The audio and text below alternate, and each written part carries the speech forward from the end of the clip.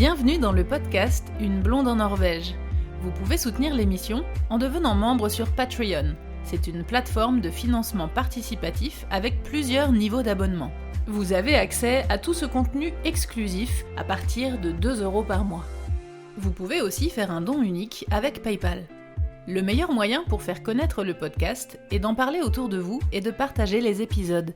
Et surtout, vous pouvez laisser un avis avec des petites étoiles sur Apple Podcast et sur Spotify. Dans ces 2 épisodes, je vais vous parler de la saison de l'automne en Norvège. Le premier épisode sera public avec des infos générales sur la saison.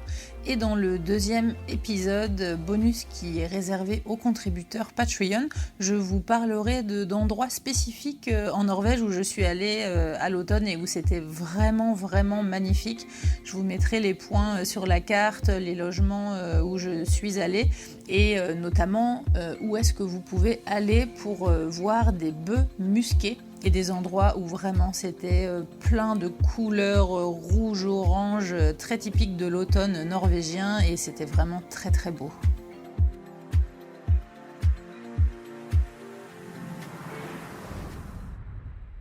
J'ai fait l'hiver, le printemps et l'été en Norvège, il ne me manquait plus que l'automne.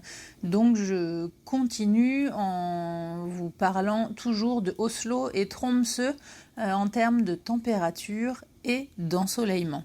Alors j'ai pris la date du 15 octobre puisque c'est à peu près le milieu de l'automne, en tout cas en Norvège, c'est une date qui est c'est une période du moins qui est très intéressante pour venir voir les beaux paysages norvégiens qui changent de couleur.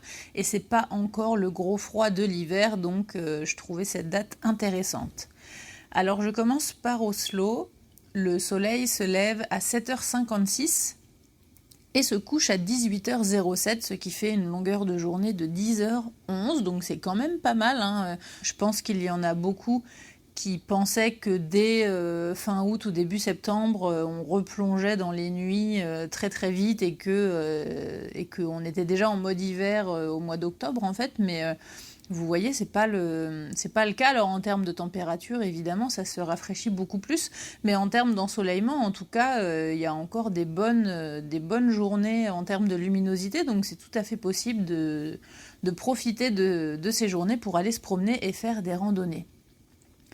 En termes de température, entre 10 et 4 degrés, alors évidemment, hein, c'est des moyennes, vous pouvez avoir jusqu'à 15 degrés, et puis il peut commencer à geler la nuit aussi, mais en tout cas, voilà, en termes de moyenne, c'est entre 10 et 4 degrés pour Oslo. Ensuite, plus au nord, donc à Tromsø, le soleil se lève à 7h55, donc presque la même heure qu'Oslo, et se couche à 17h02, donc en gros 1 heure avant, ce qui fait une journée de 9h07 d'ensoleillement. Donc c'est pareil, c'est pas mal hein, pour le presque tout nord de la Norvège. Ça permet encore de faire des bonnes promenades et de bien profiter du coin. Il fait plus frais évidemment. Pour les températures, c'est entre 5 et 1 degré annoncé. Toujours pareil, hein, ça peut varier entre 7, 10 et jusqu'à en dessous de 0. Pareil, il peut commencer à geler. En tout cas, il n'y a pas de grosse différence du coup en termes d'ensoleillement et de température à cette période-là entre le nord et le sud de la Norvège. Une des particularités aussi de l'automne en Norvège, c'est qu'il y a moins de grosses différences de climat comme on peut avoir au printemps entre le nord et le sud. C'est un petit peu plus doux, c'est un petit peu plus proche. Là, moi, je vais vous parler un petit peu plus du sud de la Norvège parce que c'est les endroits où je suis allée à l'automne. C'est vrai qu'on va plutôt au nord de la Norvège en général, soit l'été si c'est un trip pour faire les Lofoten et le Cap Nord par exemple, ou l'hiver pour se faire un trip vraiment nordique, aurore boréale, motoneige, chien de traîneau, etc. C'est vrai que du coup la période de l'automne est un peu moins propice au voyage dans le nord du pays parce que du coup c'est vraiment entre les 2 saisons, c'est plus l'été mais c'est pas encore l'hiver. C'est le début de la saison des aurores boréales. Je sais plus si c'est cette année ou l'année dernière où ça a commencé vraiment très tôt au nord de la Norvège. Il y a eu vraiment des grosses aurores boréales assez tôt dans la saison. Ça devait être fin octobre ou tout début novembre. Alors après, c'est forcément moins intense puisque y a quand même plus de lumière, de luminosité. Donc on a il n'y a pas les nuits polaires encore, il y a plus de jours, donc on en voit moins. Mais en tout cas, c'est le début de la période des aurores boréales au nord, au-delà du cercle polaire, comme j'en ai déjà parlé dans l'épisode sur l'hiver, et aussi du retour des orques et des baleines tout au nord qui vont à la chasse au banc de harengs. Comme à plein d'autres endroits, l'automne en Norvège est une période très très intéressante si vous aimez la nature, si vous aimez filmer, si vous aimez faire des photos, parce qu'il y a des très beaux couchers de soleil, il y a des très belles couleurs partout dans la nature. C'est vrai que par exemple, au début du printemps, à la sortie de l'hiver et au début du printemps en Norvège, c'est une période qui est un peu moche. Alors je dis en Norvège, je pense que c'est le cas un peu partout, mais qui est un peu moche dans le sens où, ben voilà, c'est plus l'hiver, mais c'est pas encore le printemps, il n'y a pas trop encore les couleurs, c'est un peu gris. Nous, dans les régions où il y a plus de neige, c'est la période où tout fond et où du coup on a tous les petits graviers, là comme je vous raconte à chaque fois, c'est un peu c'est vraiment typique de l'entre-saison, et puis c'est une période où voilà, il fait encore doux mais froid, on ne sait pas trop comment s'habiller, c'est un peu chiant, alors que c'est vrai que l'automne, c'est vraiment très souvent de très belles couleurs, quoi. C'est vraiment le moment, moi, où j'ai fait les plus belles photos de coucher de soleil, de ciel, de paysages, de toundra, comme on peut avoir dans le centre de la Norvège, vers le plateau du Hardangervidda et du Telemark.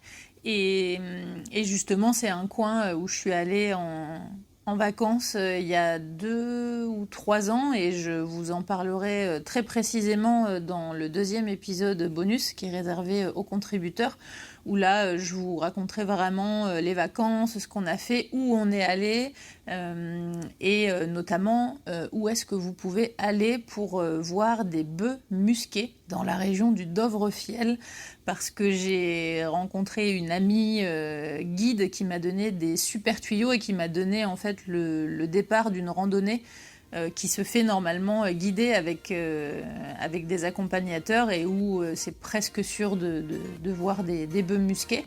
Et effectivement, on a fait cette randonnée 2 fois et on en a vu 2 fois, donc toutes ces infos-là, je vous les donnerai dans l'épisode bonus.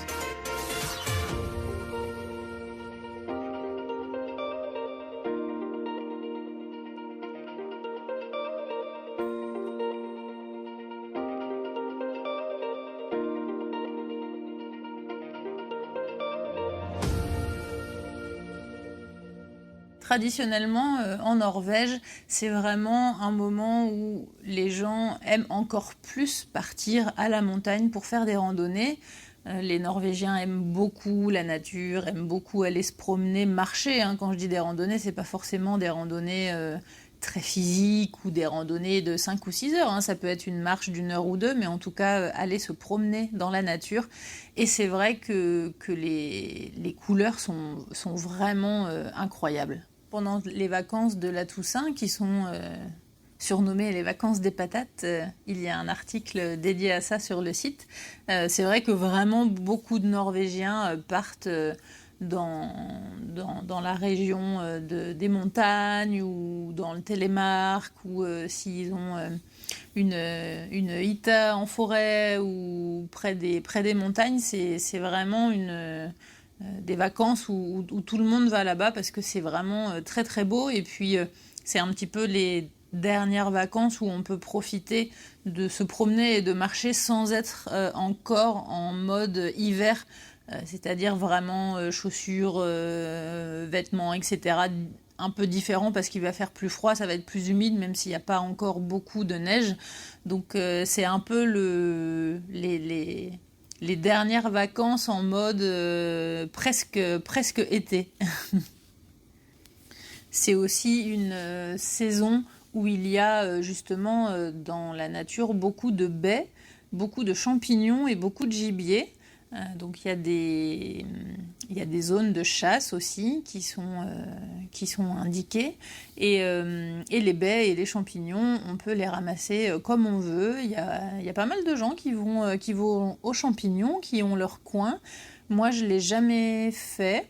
J'ai une copine qui habite à Oslo qui le fait souvent, qui met des photos de ses cueillettes. C'est quand même assez impressionnant, hein. Elle en ramasse beaucoup. Il y a les mêmes espèces qu'on peut trouver en France, donc c'est assez sympa. Tout comme en France aussi, hein, il y a des sites et puis il y a des endroits où on peut aller pour faire vérifier les champignons qu'on a ramassés si jamais on n'est pas sûr de pouvoir les manger. Depuis quelque temps, dans les blogs ou dans les magazines un peu de style de vie, on entend beaucoup le terme hygge, qui est utilisé en Suède et au Danemark pour parler du fait de se poser, d'être tranquillement à la maison, au coin du feu, à boire un chocolat chaud, sous la couverture, à regarder un film ou à lire un bon bouquin. Voilà, et en tout cas ce terme en Norvège, on l'utilise aussi un petit peu, mais sinon c'est appelé le kos. Le kos norvégien, et c'est vrai que cette période, c'est du coup la transition vers l'hiver, donc on est encore une fois plus tout à fait en mode été, mais pas encore en mode hiver où, comme je vous l'ai expliqué dans les épisodes sur l'hiver, où on passe plus de temps à la maison, évidemment.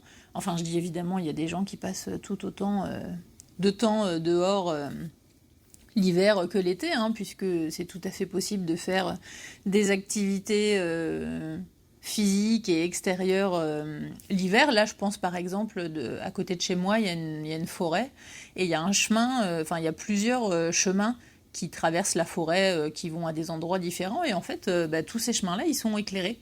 Donc c'est tout à fait possible de se promener dans cette forêt l'hiver. Et donc, on se prépare un petit peu à ce changement. Donc, effectivement, on sent qu'on se prépare à passer un petit peu plus de temps à la maison.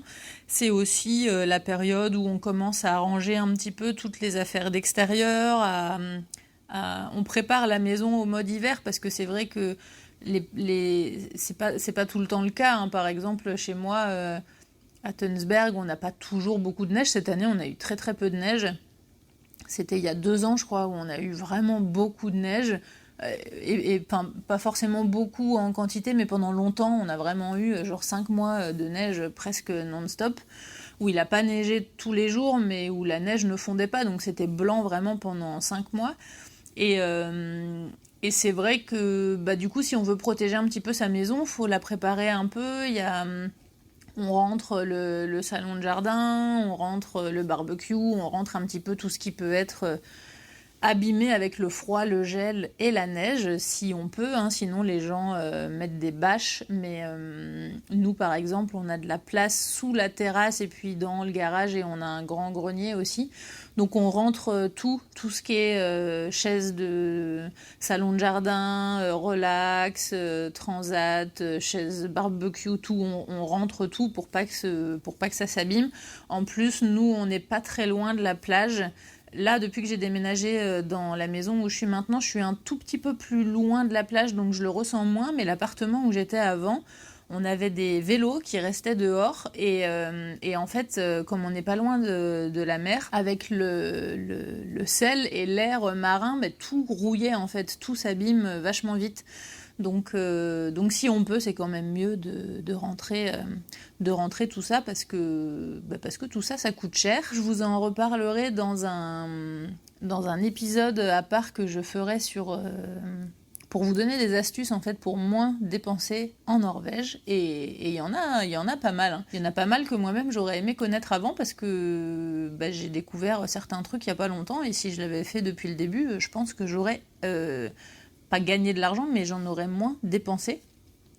Et justement, un petit truc qui est rigolo, c'est que je vous en avais déjà parlé, mais sur le site qui s'appelle fin.no, c'est l'équivalent du Bon Coin en France, c'est le papa du Bon Coin d'ailleurs. Le Bon Coin est une copie entre guillemets de ce site-là. C'est aussi sur ce site que vous pouvez trouver des logements, du travail, c'est vraiment les petites annonces, il y a plein de choses dessus. Et ce qui est très intéressant en Norvège, c'est que comme les décharges sont payantes, les gens donnent beaucoup. Déjà pour ne pas avoir à déplacer les choses, parce que s'ils donnent, ça veut dire que la personne elle va venir chercher, donc la personne elle est débarrassée et elle n'a pas eu besoin de prendre la remorque, d'aller à la déchetterie, etc. Et en plus à la déchetterie, si on jette un meuble par exemple qui n'est pas démonté, ou si on jette quelque chose qui n'est pas trié, s'il y a du mélange avec du plastique, du métal, du bois, etc., c'est payant. Donc pour éviter ça, les gens donnent beaucoup, donc c'est très intéressant de faire cette démarche. Et nous, quand on a déménagé dans la maison où on est là, on ne savait pas encore si on allait rester, combien de temps, enfin... Et comme on n'avait pas du tout beaucoup de place avant et qu'on ne savait pas si on allait pouvoir garder les choses, on voulait pas trop dépenser, donc on s'est dit on va essayer de trouver des trucs gratuits, et on a trouvé plein de trucs gratuits et qui sont pas forcément des trucs abîmés, hein. En fait, les Norvégiens sont très dépensiers. Ils ont de l'argent mais ils le dépensent, et d'ailleurs il y en a beaucoup ils font beaucoup de prêts en fait, même s'ils ont l'argent. Ils font beaucoup de prêts, comme ça ils peuvent acheter plus en faisant les prêts, et ils ne dépensent pas tout leur argent d'un coup. Donc c'est aussi comment dire, faut faire attention à ça, parce qu'on peut s'endetter très vite, en fait, on peut vite acheter, et ça a été vu plusieurs fois, des gens qui étaient plutôt aisés à la base, mais qui se sont endettés parce qu'ils ont fait plein de prêts pour acheter plein de trucs, et en fait, ils ont dépensé plus que ce qu'ils avaient. Bref, du coup, pour dire que les Norvégiens, c'est quand même des gros consommateurs de meubles, de décoration, de hi-fi, de tout ce qui est high-tech, etc. Et du coup, ils changent souvent. Les téléphones, pour tout. Salon de jardin, par exemple, s'il y a une petite rayure ou s'il est sorti un nouveau modèle très design, très à la mode, ils vont vouloir changer. Et quelquefois, ils prennent même pas la peine de revendre. En fait, ils donnent, ils veulent se débarrasser le plus vite possible parce qu'ils veulent que ça fasse propre, ils veulent pas que ça reste sur le côté. Donc, s'ils le mettent en vente, les gens ils vont essayer de discuter le prix, ça va prendre un peu de temps, ils vont demander est-ce que vous pouvez me le garder de côté, mais je passerai le chercher la semaine prochaine, etc. Alors que quand ils donnent, quelquefois ils le mettent par exemple devant chez eux, ou sur le côté, et puis ils répondent même pas à l'annonce, en fait ils mettent dans l'annonce voilà, j'ai posé un salon de jardin devant ma maison au numéro machin, le premier qui arrive c'est le premier servi, point. Genre ils écrivent dans l'annonce, ne m'écrivez pas, je répondrai pas, c'est au premier qui vient, premier servi. Donc il y a plein d'annonces comme ça, et nous on a réussi à aménager tout notre jardin comme ça gratuitement. Alors c'est sûr qu'il ne faut pas être trop regardant sur les détails, ou peut-être ça va pas être la teinte dont vous avez besoin, etc.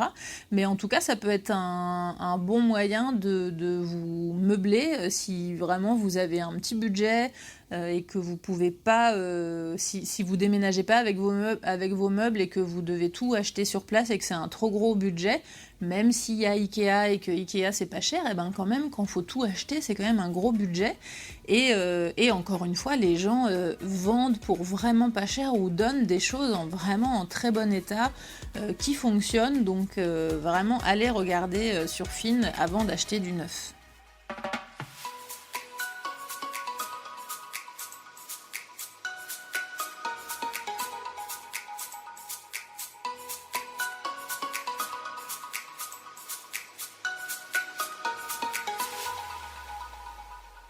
C'est aussi le moment où on voit la fin des cultures en Norvège, les dernières récoltes de légumes, de fruits. Il y a beaucoup de baies encore, il y a des myrtilles.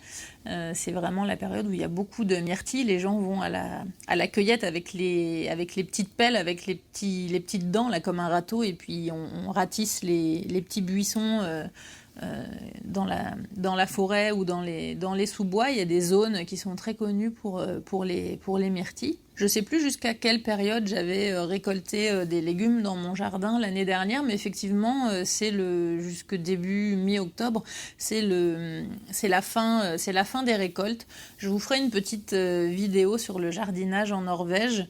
Non pas que je me sente experte, et pas du tout, parce que d'ailleurs cette année j'ai pas fait un très beau jardin. Les 2 premières années étaient bien mieux. Là c'est la 3e année que je fais un potager.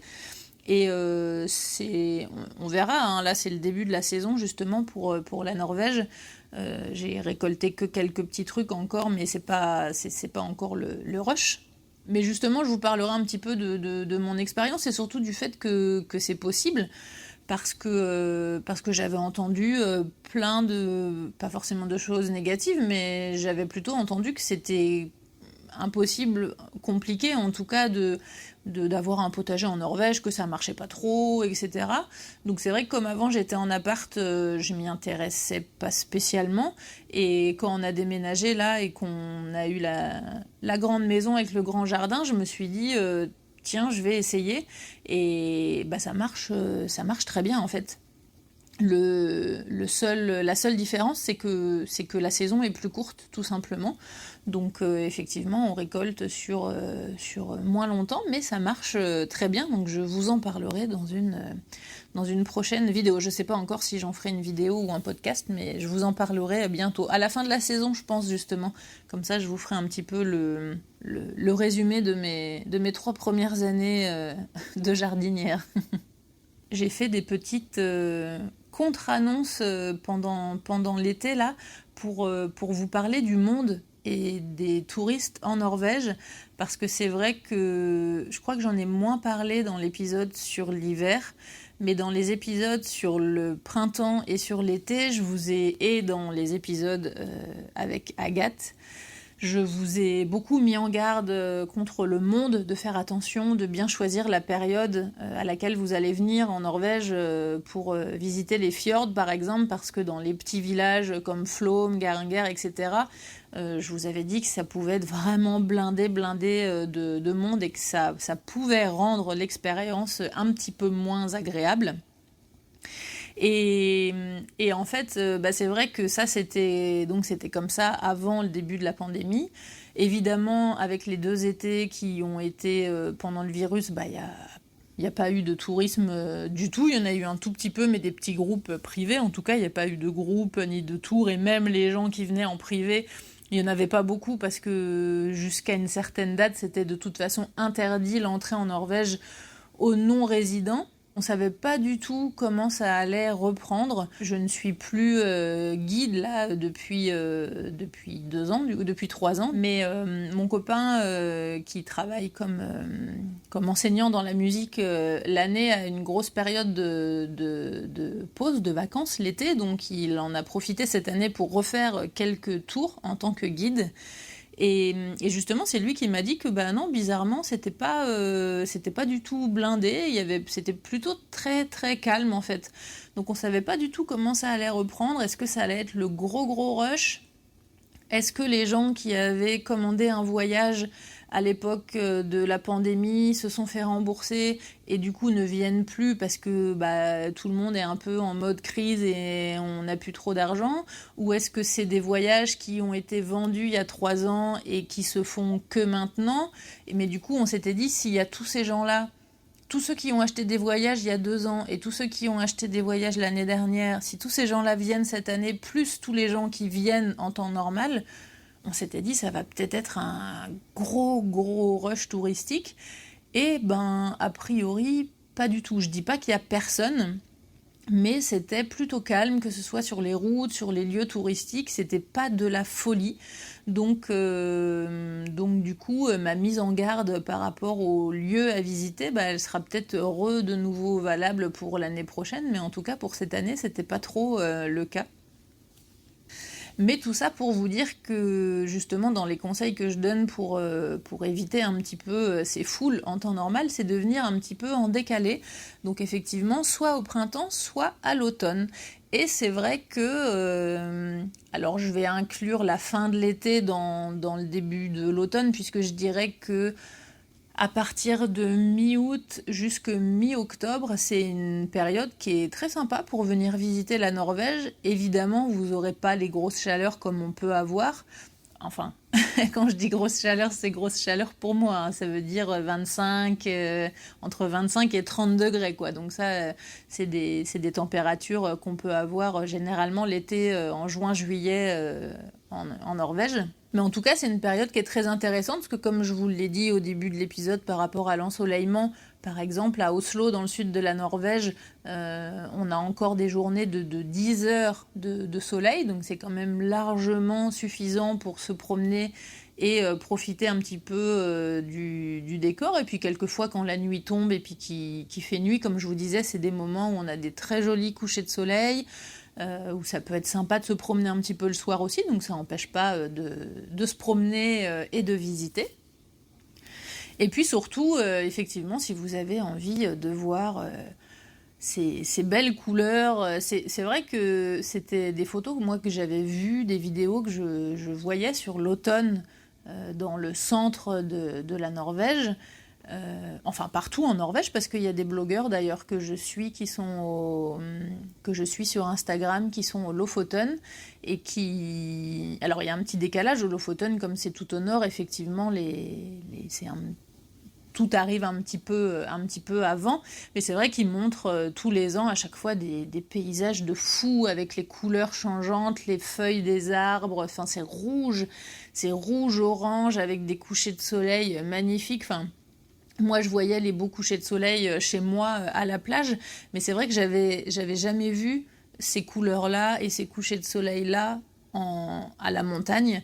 Et quand je l'ai fait pour la première fois il y a 2 ans, c'était ouf. On est vraiment parti. Je vous retrouverai les dates exactement et puis je vous donnerai les lieux exacts là où j'étais dans l'épisode bonus, dans le 2e épisode sur l'automne. Mais c'était vraiment incroyable. C'était des couleurs. Enfin, moi, en tout cas, c'est des paysages qui me touchent beaucoup. On était dans les montagnes et on était vraiment dans les montagnes. Hein. On voyait pas les montagnes au loin. On était vraiment dedans. Et avec des espèces de plateaux un peu avec des mousses et avec des reflets, c'est rouge-orange, c'est vraiment fou, on a l'impression qu'on a mis un filtre Instagram, quoi. C'était vraiment très très très très beau. J'ai très envie d'y retourner cette année. Je verrai bien, je sais pas si je pourrais prendre d'autres vacances, mais en tout cas c'est vraiment une période très sympa si vous voulez voir ces belles couleurs là. J'ai pas trop d'autres infos à vous donner sur la période de l'automne en Norvège. C'est vrai que c'est une période un peu moins riche, où il y a moins de choses à dire.